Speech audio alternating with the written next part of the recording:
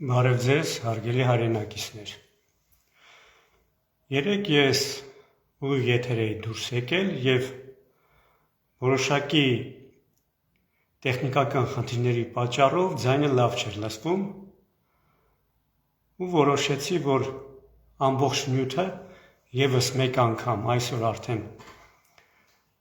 նկարահանել ու հրապարակել։ Ուրեմն, նախորդ հաղորդման ժամանակ ես ձեր ուշադրությանն էի ներկայացրել իմ քաղաքական դիրքորոշումը հունիսի 7-ին կայանալիք ազգային ժողովի ընտրությունների վերաբերյալ։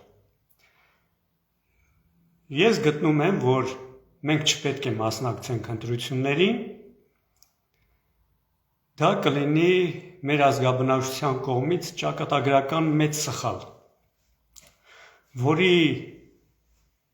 հետևանքների մասին նույնիսկ ձեզանից շատ-շատերը պատկերացում չունեն և չեն էլ գիտակցում։ Այնուհետև բերեցի մի շարք փաստեր, թվարկեցի մի շարք պատճառներ, թե ինչու չպետք է մասնակցենք ու խոստացա, որ հաջորդ հաղորդմանը, այսինքն այսօր արդեն ձեզ կներկայացնեմ այն քայլերը, ցույց կտամ այն ճանապարհը, որը մեզ դուրս կբերի ստեղծված ծանր իրավիճակից։ Իսկ իրավիճակը գիտեք որն է, ինչպիսին է, ժողովուրդ ջան։ Իրավիճակը այն է, որ մեր հայրենիքը ամբողջությամբ բռնազավթված է և ներկայիս իշխանությունները ամեն ինչ անում են, որպեսզի հայ մարդը մոռանա, թե որն է իր հայրենիքը։ Մեր հայրենիքը հայկական լեռնաշխարհն է, որը մենք նվեր ենք ստացել Արարչից, Աստծուց, Աստված հայալեզու մարդկանց է բնակեցրել այս տարածքում, որը կազմում է մոտավորապես 300,000 քառակուսի կիլոմետր պլյուս մինուս, և Աստծո այդ որոշումը իրավասու չէ որևէ մեկը փոխելու։ Դա փոփոխման ենթակա չէ և քննարկման առարկա չի հանդիսանում։ Մեր հայրենիքը հայկական լեռնաշխարհն է և վերջ։ Եվ դա գիտի ամբողջ աշխարհը։ Հարցը նրանում է, որ այն ամբողջությամբ բռնազավթված է և բռնազավթված է մի տարբերությամբ, որ արդեն 270,000 քառակուսի կիլոմետր տարածքը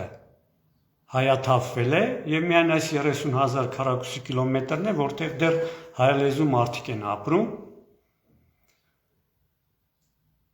սակայն այս տարածքում գործում է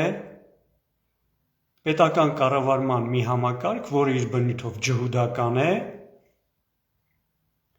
որի հիմնադիրներին մենք չենք էլ ճանաչում։ Ճանաչում ենք ընդամենը հիմնադիրների կողմից նշանակված 4 կառավարիչներին՝ Պետրոսյան Լևոնին, Քոչարյան Ռոբերտին, Սարգսյան Սերժին և Փաշինյան Նիկոլին։ Մեր նպատակը պետք է լինի այն, որ ազատագրենք մեր հայրենիքը։ Ես ռեալիստ եմ և պոպուլիստական հայտարարություններ, կոչեր երբեք չեմ անում, երբ ասում եմ ազատագրենք մեր հայրենիքը, ես նկատի ունեմ այս 30,000 քառակուսի կիլոմետրը։ Պատկերացրեք, հայրենիքը կարող ենք համեմատել բնակարանի հետ, 10 սենյականոց բնակարան է մեր հայրենիքը, և հարյուրամյակների, հազարամյակների ընթացքում մեր թշնամին հերթով այդ սենյակները բռնազավթել է։ Մի սենյակ բռնազավթել է, կարելի է համեմատել ջրհեղեղի հետ, ջուր է լցվել այդ սենյակը և տեղի բնակիչները, այդ սենյակի բնակիչները դուռը փակել են ու տեղափոխվել բնակություն հաստատել մյուս սենյակներում։ Այնուհետև երկրորդ սենյակն է ջուր լցվել, այսինքն թշնամին բռնազավթել է մի ուրիշ մարզ, մի ուրիշ գավառ, և այդ տեղի բնակիչներն են տեղափոխվել մյուս սենյակները։ Եվ հիմա, հայեր ջան, Այս հարյուրամյակների, հազարամյակների ընթացքում անդադ կորցնելով մեր հայրենի տարածքները, մենք հայտնվել ենք այս վերջին սենյակում, մեր հայրենիքի այս վերջին սենյակում, որը տարածքով 30,000 քառակուսի կիլոմետր է, եւ իմացեք, որ այս տարածքը նույնպես բռնազավթված է, այսինքն այս սենյակը նույնպես բռնազավթված է, ջուր է լցվել եւ ջուրը հասել է արդեն կոկորդներից եւ մի 2 սանտիմետր էլ բարձրանա ու մենք կխեղդվենք։ Եվ ինձ համար ծիծաղելի է այն քաղաքական գործիչների հայտարարությունները, որոնք կոչ են անում, չգիտեմ ինչեր են ասում, իրենց ազգասեր հայրենասերի տեղ դրած, որ մենք պետք է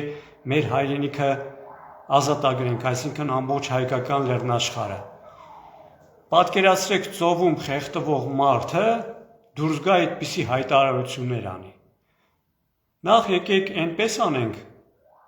հայեր ջան, որ այս գոնե 30,000 քառակուսի կիլոմետր տարածքներ չկորցնենք։ Գոնե այս սենյակը ազատագրենք մեր թշնամուց։ Իսկ հետագայում ինչ կլինի հետագայում։ Իմ նպատակն է, քանի որ ես ծնվել եմ այս տարածքում, բնիկ սիսյանցի եմ, իմ նպատակն է եւ պատասխանատու եմ այս տարածքի համար, այն 270,000 քառակուսի կիլոմետր տարածքը, որ մենք կորցրել ենք, դա իմ պապերի, ձեր պապերի, կոպիտ է հնչում, բայց ես կասեի տգիտության, անգրագիտության արդյունքն է, թուլության արդյունքն է, արդարացում չկա, ես իրենց մեղադրում եմ այդ հայրենիքի տարածքների կորստի համար եւ նույն կերպ, եթե ես այսօր ոչինչ չանեմ, որպեսզի ես 30,000 քառակուսի կիլոմետր տարածքը չկորցնենք, ապա իմ երեխաները, իմ թոռները, մեր բոլորի հետագա սերունդները իրավունք ունեն մեզ մեղադրելու, որ ոչինչ չարեցինք, գոնե այս տարածքը պահենք։ Այսինքն իմ նպատակն է ամեն ինչ անել, որպեսզի այս տարածքը ազատագրենք ջհուդական այս համակարգից, որը կոչվում է Հայաստանի Հանրապետություն, իսկ 4 այդ դավաճան կառավարիչներին առանց դատ ու դատաստանի ցմա բանտարկել։ Ես խոստացել էի, որ ցույց կտամ այն քայլերը եւ այն ճանապարհը, որը մեզ դուրս կբերի ստեղծված իրավիճակից, բայց հիմա մտածում եմ, որ դեռ վաղաժամ է, քանի որ դեռ այդ լսարանը չկա։ Դուք դեռ չունեք այն նույն կարծիքը, այն տեսակետը, ինչ որ եւ ես։ Հիմա իմաստունի ես դուրս գամ խոսեմ, ձեզ ներկայացնեմ քայլեր, եթե դուք ուրիշ կարծիքի եք, իսկ ես ուրիշ կարծիք ունեմ։ Իմ նպատակը այն է լինելու, ես խոսելու եմ անդադ փաստեր եմ բերելու եւ պատճառներից եմ խոսելու, թե ինչու պետք է մենք չմասնակցենք ընտրություններին, ինչու պետք է մենք փլուզենք այս ջհուդական համակարգը, որը կոչվում է Հայաստանի Հանրապետություն, եւ հիմնադրենք նոր պետություն, բնույթով հայկական։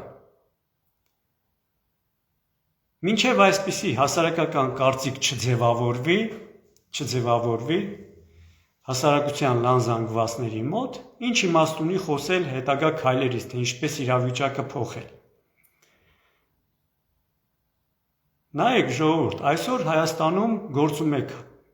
քաղաքական դաշտ եւ այդ քաղաքական դաշտում, այսինքն քաղաքական դաշտը գործում է տեսակետի, որոշ ինչ որ քաղաքական տեսակետի հիման վրա։ Այսօր ինչ քաղաքական տեսակետ դիրքորոշում կա Հայաստանում ժողովրդի մոտ, հասարակության մեջ։ Մարդիկ մտածում են, որ ընտրությունների միջոցով կարելի է ինչ-որ մի բան փոխել։ Եվ այդ տեսակետի շուրջ ձևավորվել է քաղաքական դաշտ, գործում են այդ դաշտում մի շարք կուսակցություններ, եւ այդ կուսակցություններից արդեն 19-ը 19 հայտ են ներկայացել, որպեսզի մասնակցեն ընտրություններին։ Եվ իմ մոտ մի հատ հարց է առաջանում։ Նայեք ժողովուրդ, ինչու եմ ես գտնում, որ չպետք է մասնակցենք ընտրություններին։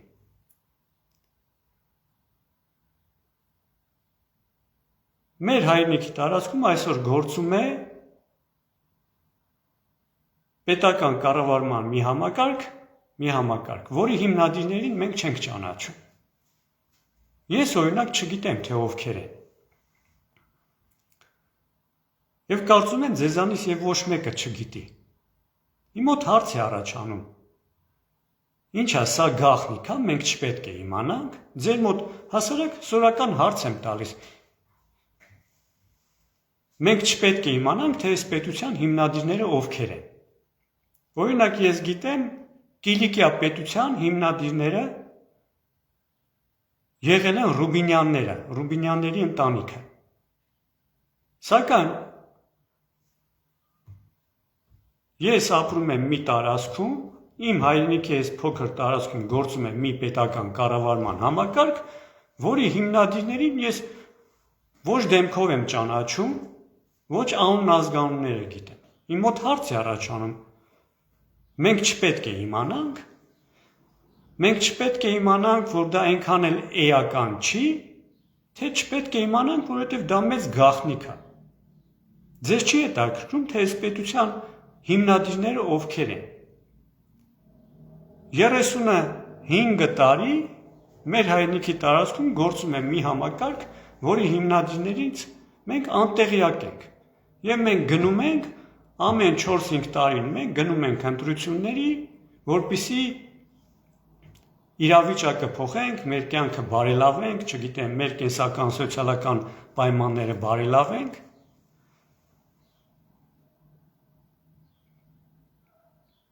Սա գիտակից քայլ է արդյոք։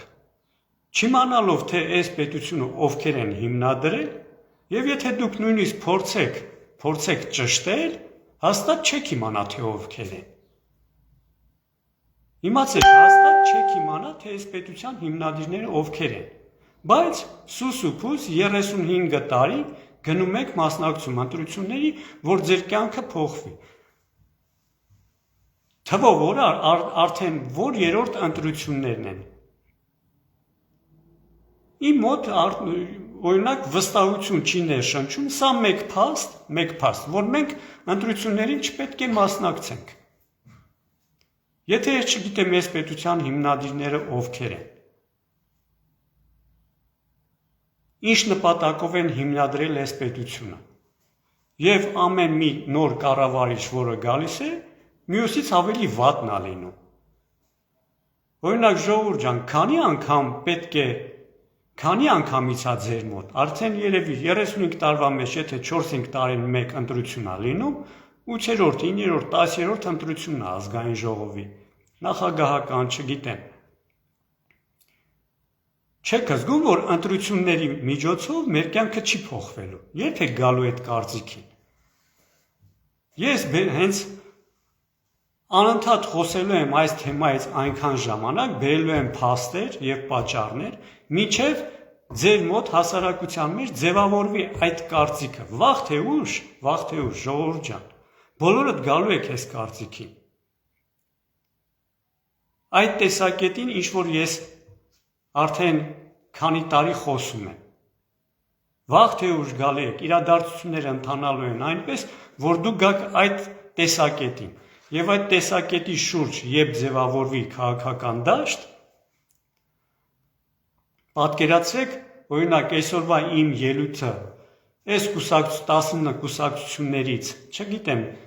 մոտորապես հենց այնպես եմ ասում, մի 10 կուսակցության ղեկավար կամ կուսակցության անդամները դիտեն իմ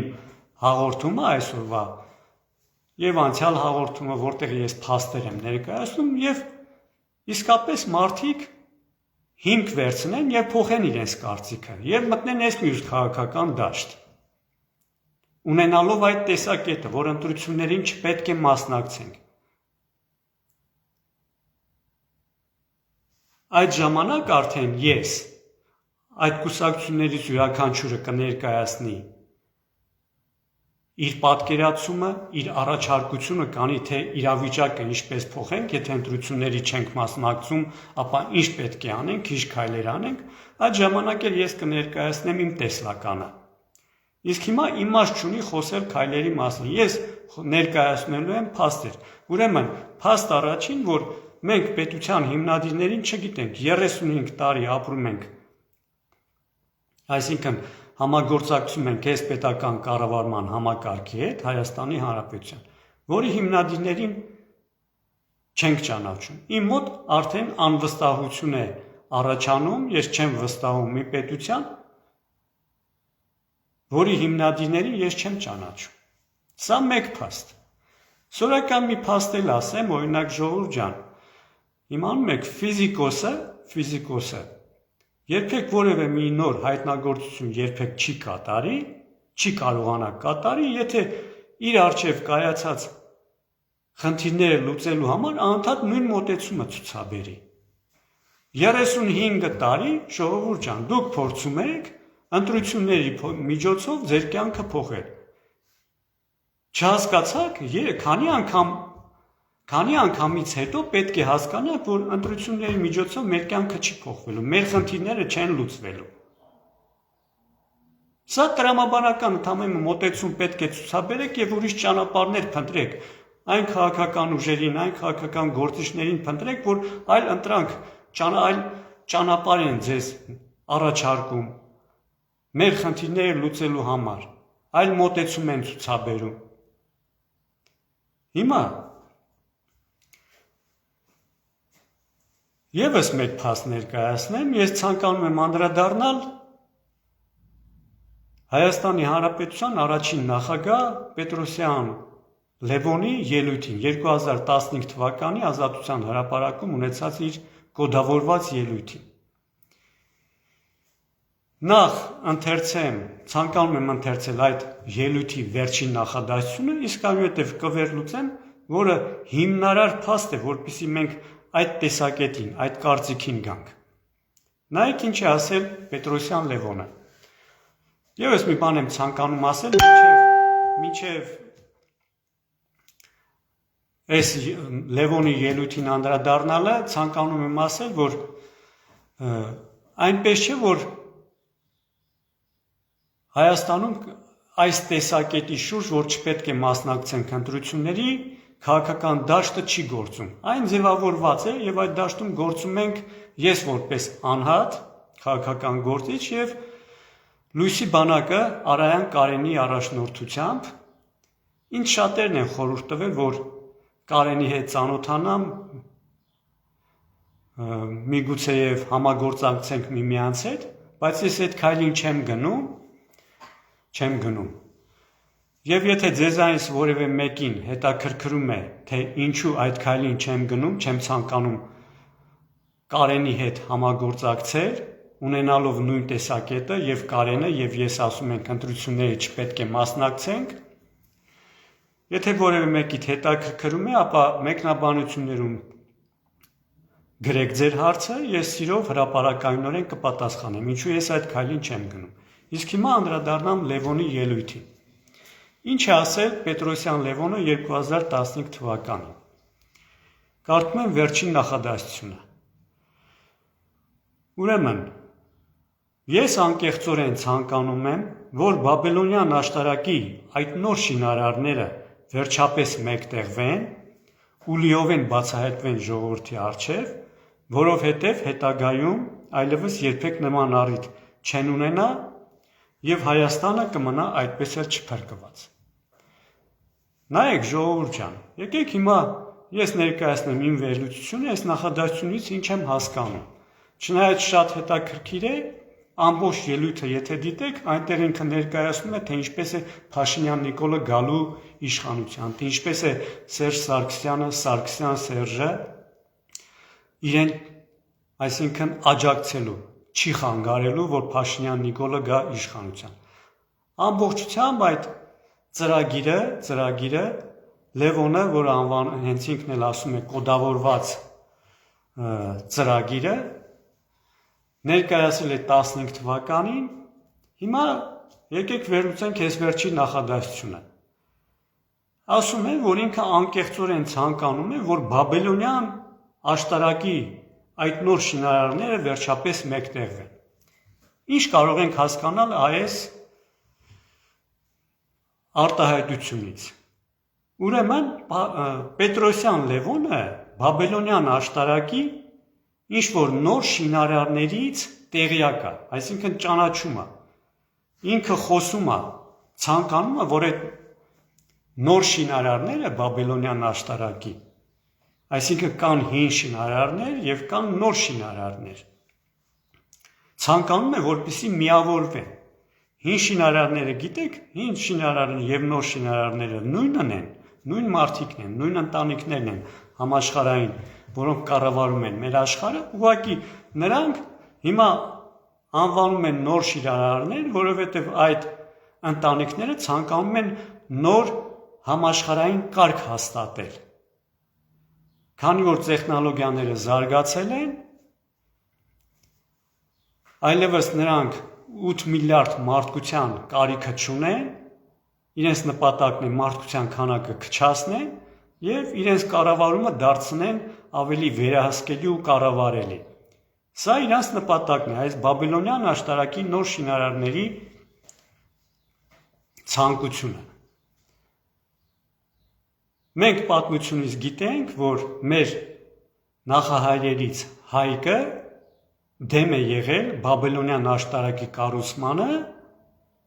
եւ պատերազմել են Բելը եւ Հայկը միմյանց հետ պատերազմել են, այսինքն մեր Հայկ նախահայրը չի ցանկացել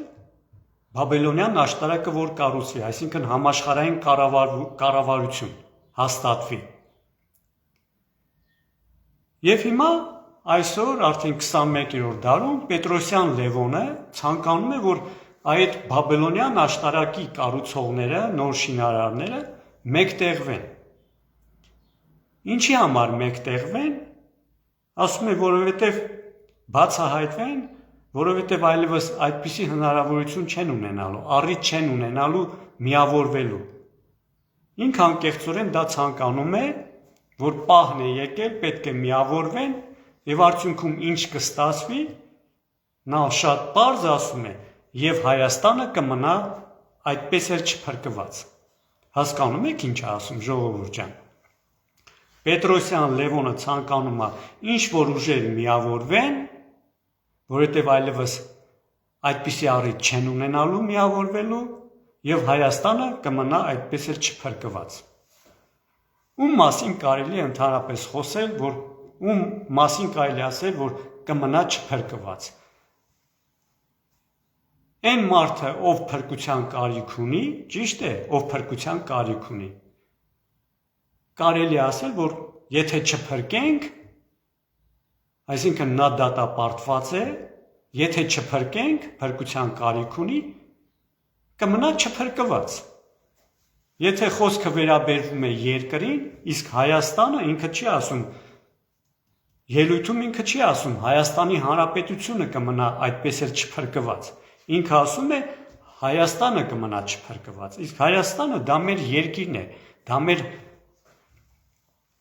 հայրենիքն է։ Հայաստանի Հանրապետությունը մեր հայրենիքի տարածքում գործող պետական կառավարման համակարգն է։ Նա ցանկանում է, որ Հայաստանը մնա չփրկված, այսինքն երկիրը բռնազավթված է, փրկության կարիք ունի, եւ Լևոնը ցանկանում է, որ այդ շինարարները մեկտեղվեն եւ մեր երկիրը մնա այդպես էլ չփրկված։ Հասկացաք, չէ՞։ Եվ այդ մարդը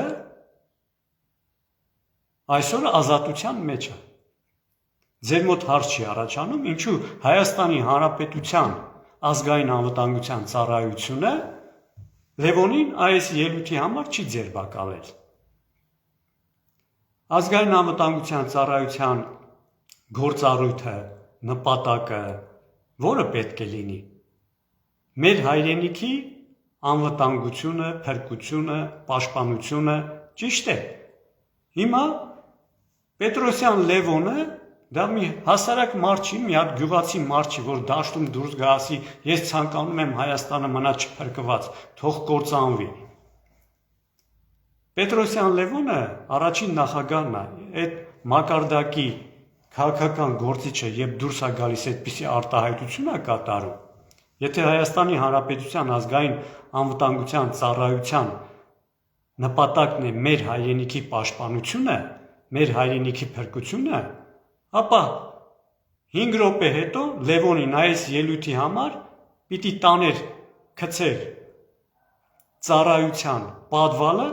ու ջարդուփշուր աներ, որպեսզի նա խոստովաներ,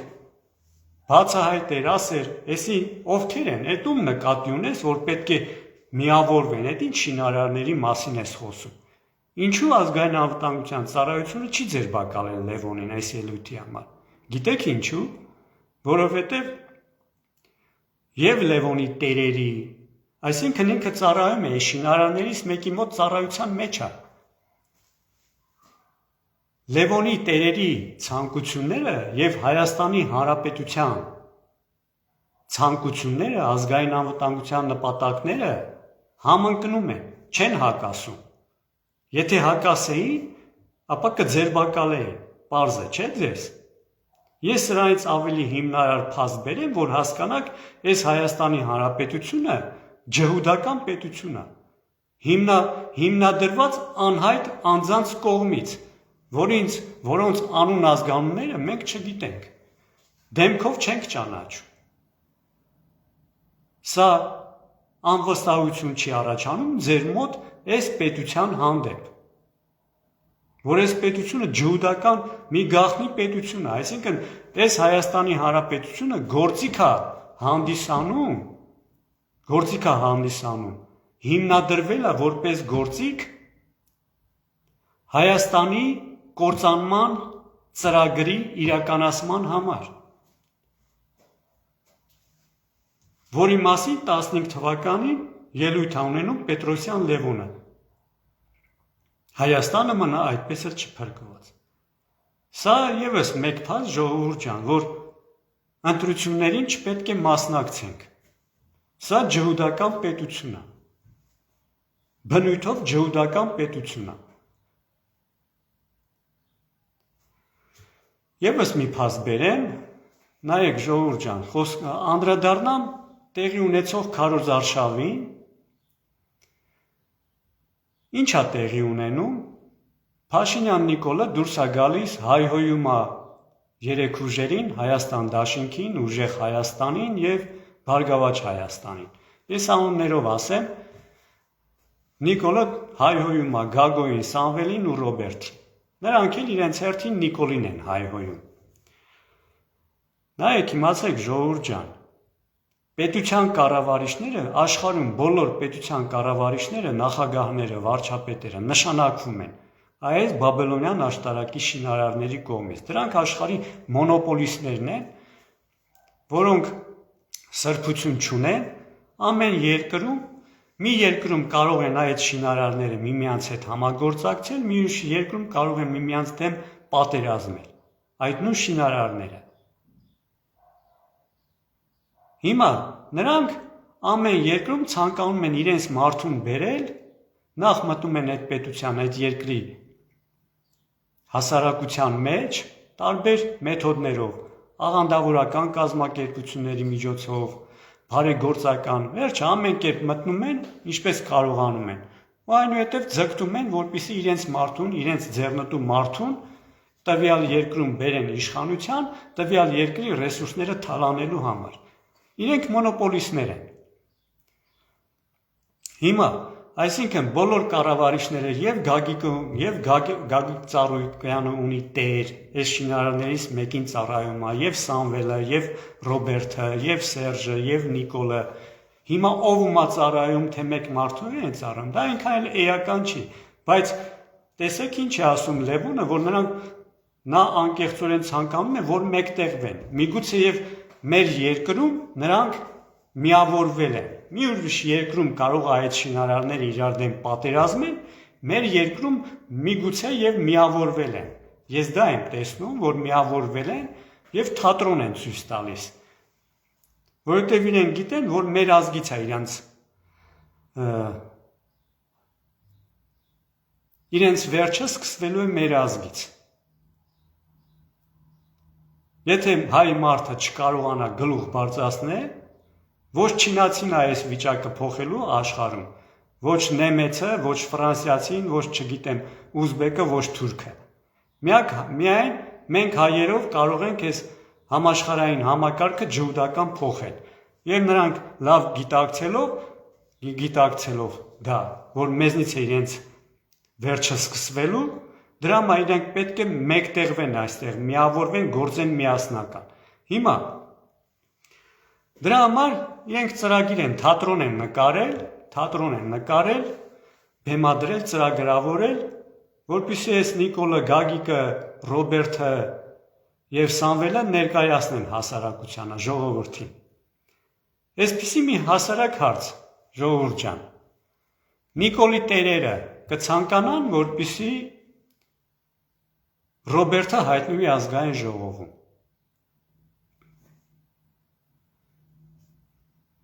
Եվ եթե ցանկանում են, ինչ քայլեր կձեռնարկային, իսկ եթե չէին ցանկանա, ինչ քայլեր կձեռնարկեին։ Հիմա ես ընդամենը, որպեսզի չասեմ Նիկոլի տերերը, Սամվելի տերերը, Ռոբերտի տերերը, հենց այս ստրուկների անունները տամ,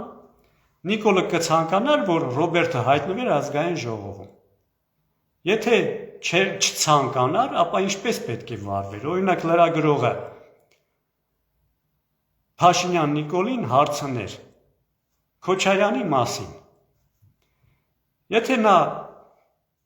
չի ցանկանում, որ Ռոբերտը հայտնվի ազգային ժողովում, նա ինչ պետք է անի։ Նիկոլի տերերը լավ գիտեն, չէ՞, որ այսօր Նիկոլը այնքան համբավ չունի հասարակության մեջ, ինչքան 2018 թվականին։ Մեր հասարակության մեծամասնությունը 80-90%-ը ցանկանում են այս պարազիտից ազատվել։ Հասկացել են ով է այս։ Այն 10% զոմբիներին, նիկոլական զոմբիներին չհաշված։ Ամեն ժողովրդի մեջ անգիտակից մարդիկ մի 10% կան։ Հիմա Նիկոլի տերերը տեղյակ են, չէ՞, որ հասարակության մեծամասնությունը ցանկանում է Նիկոլից ազատվի։ Ուրեմն, եթե նրանք չեն ցանկանում Ռոբերտը գա ազգային ժողով, ապա երբ Նիկոլին հարցնեն Քոչարյանի մասին, նա պետք է նրան գովաբանի, ճիշտ է։ Դուրս գա ասի, գիտեք ժողովուրդ ջան, Քոչարյան Ռոբերտը գիտեք ինչ քաղաքական գործիչ է, ինչպիսի նախագահ է եղել, այսինքն գովի մոստերա կառուցել, չգիտեմ հյուսային պողոտայա կառուցել, որպեսզի դուք նրան ձայն չտաք, այդ մեծամասնությունը, ովքեր Նիկոլից ուզում են ազատվեն, որպեսզի ձայն չտան Քոչարյանին։ Ճիշտ է, եթե Նիկոլը գովաբանի Քոչարյանին։ Ձայն չեք տա, չէ՞, եթե դուք Նիկոլին դեմ եք, ինքն էլ Քոչարյանին գովաբանի, դուք կասեք սրանք նույն շահերն են, նույն հիմնարկի աշխատողներ են, ընկերներ են, չգիտեմ, միասին են գործում, ճիշտ է, բայց խի է ինքը հայհոյում, գովաբանելու փոխարեն, չեք հասկանում խի է հայհոյում, որպեսզի դուք ձայն տաք, որպեսզի Քոչարյան Ռոբերտը հայտնվի ազգային ժողովում։ Հասկանալի է, չէ՞։ Օրինակ իմ վրա օրինակ բերեն։ Ժողովուրդ ջան, եթե ես մասնակցեմ ընտրություններին, Նիկոլը դուրս գա ինձ սկսի գովաբանել, գիտեք հալիկը ինչ քաղաքական գործիչ է։ Դուք որ Նիկոլից ուզում եք ազատվեք, ինձ ձայն կտաք, եթե ինքը ինձ գովաբանի, չեք տա, չէ՞։ Դրա համար էլ Նիկոլի տերերը ցանկանում են, որ եւ Քոչարյան Ռոբերտը, եւ Տաշիր Սամոն, եւ Գագիկը, այսինքն իրենց ձեռնտու է, իրանք չգիտեն արդյունքում ինչ է ստացվելու։ Եթե Նիկոլը հայհոյում է այս երեքին, ուրեմն իրանց ձեռնտու է, իրանք արդյունքում իմանում են ինչը, ժողովուրդը ինչպես է քվեարկելու։ Գնալու եք ում հայհոյումը մեծամասնություն չի ասի, բայց ինչ որ մեկը կգնա եւ Քոչարյանին ձայն կտա, որպեսզի Քոչարյանը հայտնվի ազգային ժողովում։ Այսինքն այս թատրոնը սրանք խաղում են, այս պարազիտները ծրագրավորել են, այս բեմադրությունը ցույց են տալիս, միմյանց հայհոյում են, որպեսզի ժողովուրդ ջան դուք հասկանաք, թե իրանք իբր թե թշնամիներ են։ Հասկանալի է, չէ՞, ինչի համար են իրար հայհոյում, թատրոն են տալիս, որպեսզի այդ բաբելոնյան աշտարակի շինարարները ցանկանում են ազգային ժողովում իրենց ձեռնտու ուժերը հայտնվեն։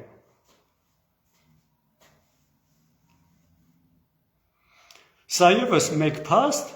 որ չպետք է ընտրություններին մասնակցեք։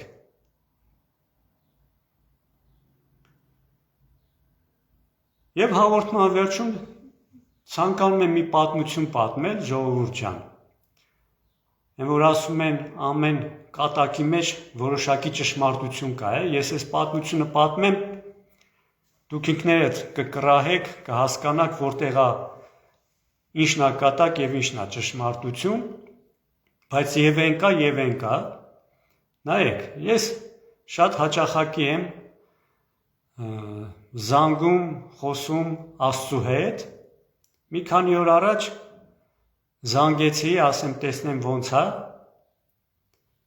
հեռախոսը վերցրեց, դե ասում է, ես էլ ուզում էի քեզ զանգեի, ալիք, լավա զանգեցիր, ասում եմ ինչ կա, ասում է նորություն ունեմ քեզ հայտնելու, ասեմ ինչ նորություն, դե ասում է մի քանի օր առաջ գործից եկա տուն, նստա մի քիչ տելևիզոր նայեցի, մի քիչ երաժշտություն լսեցի, այս կողմ այն կողմ պարկեցի քնելու, աշկս նոր էր կպել, ասում մեկ էլ տեսնել, լսում եմ դրան զանգն են տալիս,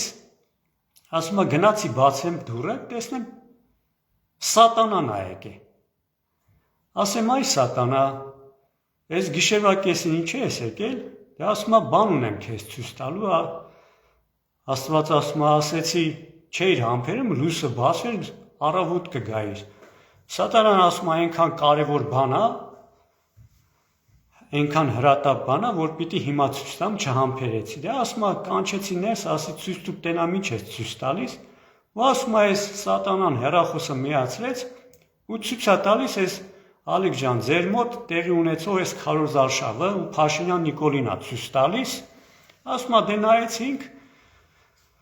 սա նայեցինք ինչ է, ոնց է ընթանում ու այս սատանան ասում ինձ ասեց, նայ Աստված ջան, դու միշտ մտածել ես, որ ես եմ սատանա, դու հլա այս սրան նայ, այս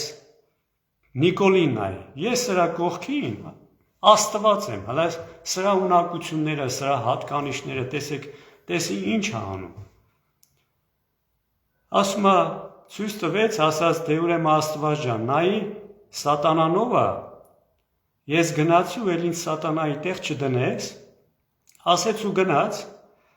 Ալիք ջան, հիմա ես իմանում էի, որ դու տեղյակ ես,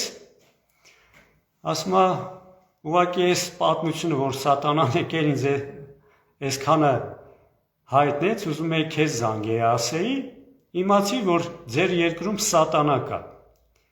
Սատանա կա ու ժողովրդիդ էլ ասա, որ ձեր երկրում սատանա կա, անունն էր Փաշինյան Նիկոլա։ Ժողովուրդ ջան, ես այս պատմությունը խի պատմեցի, ես եմ մտածել, հա, որ իմացեք, այս սատանան սրան նայում է, իսկապես զարմանում է սրա ունակությունների վրա։ Սատանան իսկապես սրա մոտ կարա դասընթացների հետ, հա։ Այսպիսի մի հարց, ժողովուրդ ջան, օրինակ, եթե մի իրադարձություն լինի, որին մասնակցում է սատանան, Աստվածը կմասնակցեր, Աստված կմասնակցի մի իրադարձության, որին մասնակցում է նաև սատանան։ Չէր մասնակցի, չէ՞։ Ընտրությունները նույնպես իրադարձություն են, եւ այս սատանան մնացած սատանեքի հետ միասին մասնակցում են ու այդ զզվելի քարոզարշավը, որ իրենք ցույց են տալիս, իրար այս հայհոյանքները մարդու սիրտը խառնում, որ սրանց դեմքները ես տեսնում եմ։ Աստված չէր մասնակցի, չէ՞։ Գիտեք խի չէր մասնակցի։ Որին սատանան է մասնակցում, որովհետև սատանան մասնակցում է այնպիսի մի իրադարձության, չի մասնակցի այնպիսի մի իրադարձության, որտեղ արդարություն լինի։ Չի մասնակցի սատանան մի այնպիսի իրադարձության, որտեղ չլինի խարդախություն, չլինի խաբեություն, եւ նա համոզված չլինի, որ ինքը այդ իրադարձություններից հաղթող է դուրս գալու։ Սատանան երբեք այդպիսի մի իրադարձության չի մասնակցի։ Իսկ որտեղ կա խարդախություն, Աստված երբեք չի գնա այդ իրադարձությանը մասնակից դառնա։ Եվ ընդհանրապես Աստված սատանայի հետ մրցակցության կարիք էլ չունի։ Գնա սատանայի հետ մրցակցի։ Մրցակցի ում ինչ ապացուցի։ Հասկանում եք, ես խի եմ այս օրինակը բերում։ Ժողովուրդ ջան, այն իրադարձությունը, որին Նիկոլի նման սատանան է մասնակցում, ու այս մնացածն էլ, ինձ համար այնքան զզվելի է, որ ես ընդհանրապես չեմ գնա, չեմ էլ ուզում, ուղղակի ցավալին է, որ ժողովուրդ, մենք տուժվում ենք բոլորս միասին, ես էլ ձեր հետ։ Հասկացեք մի բան, Նիկոլը, Քոչարյանը, սրանք բոլորը, եթե համոզված չլինեն, որ իրենք հաղթելու են, ինչ որ շահելու են, այսինքն իրենք են ձևավորելու, իրենք են հայտնվելու ազգային ժողովում, իրանք այս ընտրություններին չէին մասնակցի։ Այսինքն ծրագիրն էլ ծրագրավորում են այնպես, որ ձեզ խաբեն, այդ թատրոնը ցույց են տալիս, իրար հայհոյում են, որ ձևական ցույց տան, որ մեկը իրար թշնամիներ են, որպեսզի դուք, քանի որ Նիկոլին չեք ուզում, գնաք իրեն հակառակ ինչ-որ ուժերի ընտրեք, այս թատրոնը ցույց են տալիս։ Իսկ մնացած են էլի ուժեր կան, դուրս են գալիս դատարկ խոստումներ են ձեզ տալիս։ Մի օրինակ բերեմ, քանի որ եթեր եմ դուրս եկել, մի պարզ օրինակ բերեմ, որպեսզի ձեր համար հասկանալի լինի, ով կարող է ձեզ ընդհանրապես խոստումներ տալ։ Նայեք, ես ասացի, որ այս պետությունը հիմնադրվել է եւ հիմնադիրներին մենք չենք ճանաչում։ Ձեզանից եւ ոչ մեկը չգիտի, ես էլ չգիտեմ, ովքեր են։ Սա մեծ գաղտնիք է, մենք չպետք է իմանանք։ Պատկերացրեք, դուք մի հատ հիմնարկ եք բացել, հիմնադիրը դուք եք։ Հիմնարկը, ես օրինակը բերում եմ, դուք էլ համեմատեք պետության հետ։ Հիմնարկում ընտրություններ են, պետք է գլխավոր ինժեներ ընտրվի, կամ չգիտեմ, հիմնարկի դիրեկտոր ընտրվի, ընտրություն պետք է կատարվի, գլխավոր հաշվապահ պետք է ընտրվի, ընտրությունները։ Եվ թեկնածուները դուրս են գալիս, խոստումներ են տալիս բանվորներին, հիմնարկի բանվորներին խոստումներ են տալիս, մեկը դուրս է գալիս, ասում է, գիտեք բանվորներ ջան, դուք ինձ ընտրեք, ես ձեր աշխատավարձները կբարձրացնեմ։ Հիմնադիրը, այս հիմնարկի հիմնադիրը դուք եք, թեկնածուները, որ պետք է գլխավոր հաշվապահ դառնա, մեկը պիտի, չգիտեմ, գլխավոր ինժեներ դառնա, ձեզ խոստումներ են տալիս, այդ բանվորներին ասում են աշխատավարձը կբարձրացնենք ձեր։ Գիտեք այդ երբ է հնարավոր։ Հնարավոր է այն ժամանակ, երբ այդ թեկնածուները ձեր հետ խորհրդակցել են ու դուք որպես այդ հիմնարկի հիմնադիր ձեր դաբրոն տվել եք, այսինքն ձեզ ձեռնտու թեկնածուներին, դուք ունեք ձեզ ձեռնտու թեկնածուները, որպես հիմնադիր, դուք ցանկանում եք, որ այդ մարդիկ գան, մեկը գա դառնա գլխավոր հաշվապահ, մեկը գա դառնա, չգիտեմ, գլխավոր ինժեներ, դուք իրենց ասել եք, այդ թեկնածուին ասել եք, այո, գնա խոստում տուր, որ բանվորներ ձեր աշխատավարձը կբարձրացնեն, որովհետև բարձրացնողը, աշխատավարձ բարձրացնողը հիմնարկի հիմնադիրն է։ Այդ հիմնարկը հիմնադրող պետք է որոշում կայացնի, ում բարձրացնի, ինչ փոփոխություններ կատարի։ Այսինքն այն տեխնացուն, որը դաբրոն ստացել է հիմնադիրից, նա կարա խոստում տա։ Հիմա այս ընտրությունները, ազգային ժողովի ընտրություններում, այս կուսակցությունները ամեն մեկը դուրս է գալիս մի բան է ձեզ խոսք տալիս։ Կամ նրանք այնքան անգիտակից են, այս աշխարհից քշված են, որ չգիտեն պետությունը ունի հիմնադիրներ, եւ հիմնադիրներն են որոշում ինչ փոփոխություններ տեղի ունենան այս պետության մեջ, իօգուտ իրենց ընտանիքի, թե իօգուտ տեղի բնակչության։ Եթե խոստում են տալիս կամ չգիտեն, որ հիմնադիրներ կան, կամ իսկապես ճանաչում են հիմնադիրներին, իրենք հիմնադիրներից այդ դաբրոն ստացել են, որ ինչ խոստումներ որ տալիս են, ու դուրս են եկել, այսինքն հիմնադիրը ասել է Պողոս Պետրոսյան, գնա այս մասնակցի այս ընտրություններին ու ժողովրդին այսքան բանը խոսք տուր, որովհետև ես դաբրոն տալիս եմ, այդ բանը կանենք, այդ փոփոխությունը կանենք։ Հիմա հարց, եթե առաջին տարբերակն է, իրանք չգիտեն, որ հիմնադիրներ կա, հիմնադիրներն են որոշողները, ու դուրս են գալիս դատարկ-մատարկ խոստումներ են տալիս։ Այդ անգիտակիցներին մեկը չասի, արա ուր եք գնում, ինչ ընտրությունների եք մասնակցում, դուք ձեզ ու ձեզ խոստումներ եք տալիս, դուք գիտեք դարձակ ընտրություններում հաղթակ դուք եք որոշելու ինչ անեք։ Մի օր այդ պետության հիմնադիրները ձեզ կանչելու են հենց ընտրություններից հետո, ու ասելու են, արա այ երեխա, այ անգիտակից, այս պետությունը մենք ենք հիմնադրել, անելու ես այնպես, ինչպես մենք ենք ասում։ Իսկ եթե այս տարբերակը չի, իրենք ճանաչում են եւ դաբրոն ստացել են հիմնադիրներից եւ դրա համար խոստումներ են տալիս, որ գան իշխանության իրենց խոստումները իրականացնեն, ապա հարց այդ խոստում տվողներին։ Եթե դուք ճանաչում եք այս պետության հիմնադիրներին, քիչ եք ժողովրդին ասում այդ մասին։ Քիչ եք դուրս գալիս ու ասում, ժողովուրդ ջան, այս պետության հիմնադիրները այս մարդիկն են, այս Պողոս Պետրոս Մարտիրոսն են։ Մենք նրանց հետ լավ հարաբերությունների մեջ ենք, կամ մենք այնքան ազդեցություն ունենք իրենց վրա, եթե դուրս գանք ասենք հիմնադիրներ, այ Պողոս Պետրոս Մարտիրոս, ձեններդ կտրեք, մենք ենք հիմա վարչապետը ես եմ, ինչ ասեմ, այդպես է լինելու։ Քիչ են դուրս գալիս, մեզ էլ ասեն իմանանք այս հիմնադիրները ովքեր են։ Այսքանը ժողովուրդ ջան։ Ես միշտ, այսինքն մի շաբաթ է մնում ընտրություններին, ընտրությունները տեղի են ունենալու, ես դեռ 3 ամիս առաջ հանդես է եկել բոլորին դեմ նախաձեռնությամբ, անընդհատ դուրս եմ գալիս եթեր, ձեզ միշտ ասել եմ, փաստեր բերել եմ, որ չպետք է մասնակցենք այս ընտրություններին, բայց արդեն 1 շաբաթ է մնում, ընտրությունները տեղի են ունենալու, ինչ կգա մեր գլխին, կտեսնենք, ինչ ասեմ,